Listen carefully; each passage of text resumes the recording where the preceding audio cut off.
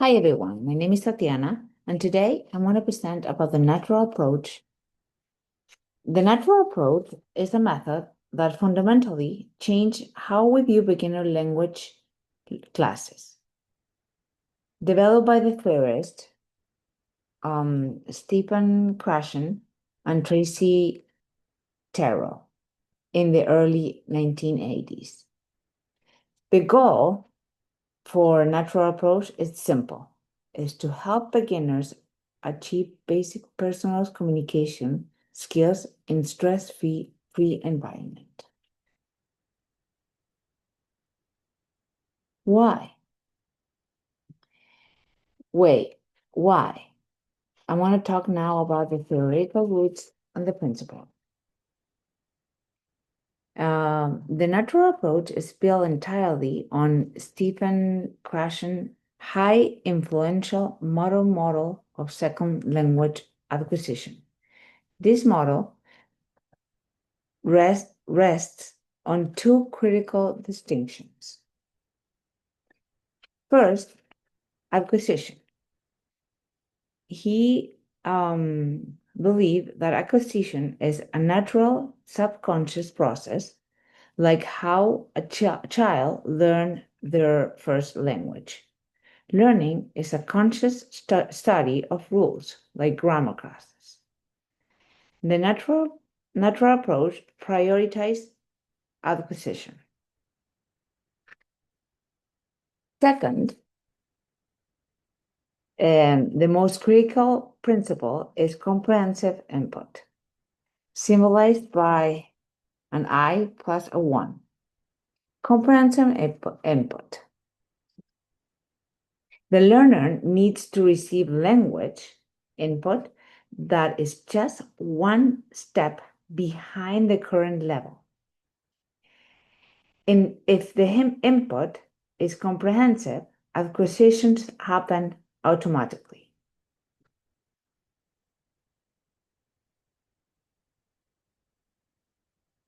Finally, the affective filter must be low. If students are stressed or embarrassed, their first filter goes up and blocks acquisition. So learning happens when there's low stress. Now, the method in practice. How? One is the pre-production. I'm sorry. The natural approach unfolds in 3 progressive stages, and the teacher acts like a primary source of comprehensive input and low anxiety facilitator. The stage 1 is the pre-production, also known as the silence, the period of silence, or the silent period.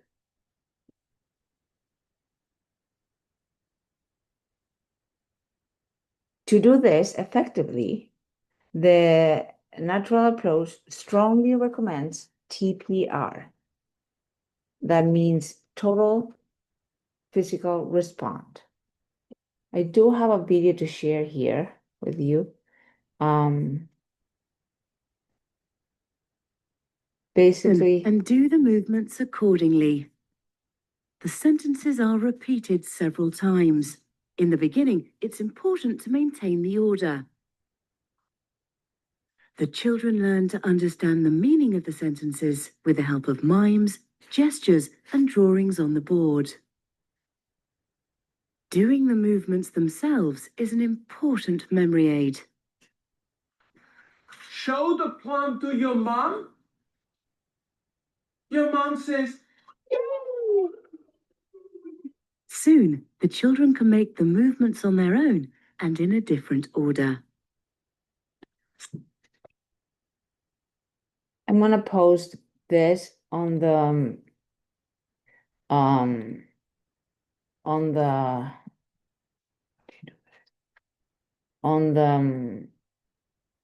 references, so you can go through the whole video and understand a little better how this stage of this method is. The second stage, the stage 2, is early production, and speech emerges, is when the speech emerges and students use one word or short sentences. The teacher focuses on meaning and not form or error correction. It's not happening yet. It's very sparse. The stage 3 is extended production. In this stage, the goal shifts to fluency, and activities become more communicative, like role plays, games, and small group discussions.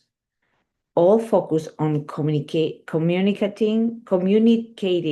meaningful ideas.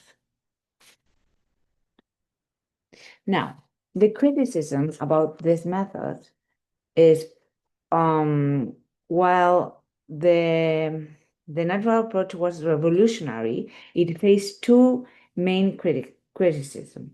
First, the first concern is the silent period. What it means, like, what if a student's speech never emerges? The teacher faces the huge challenge managing a classroom where students are drastically in different timetables, like they are in different stage. They are like, that is one of the part that is critical about this. The second major criticism is the reliance on teaching intuition to deliver the comprehensive input. So then we ask, how does the teacher know exactly which structure are comprehensive input for every student?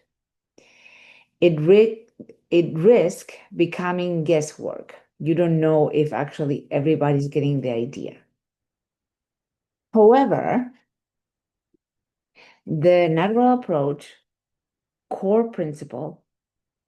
core principles, stress reduction, prioritizing meaning, and comprehending before productions are now, today,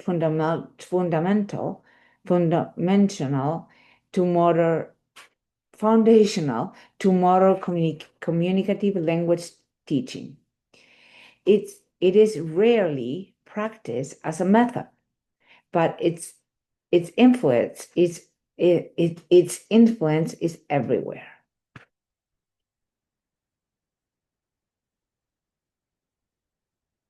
My personal reflection and conclusion.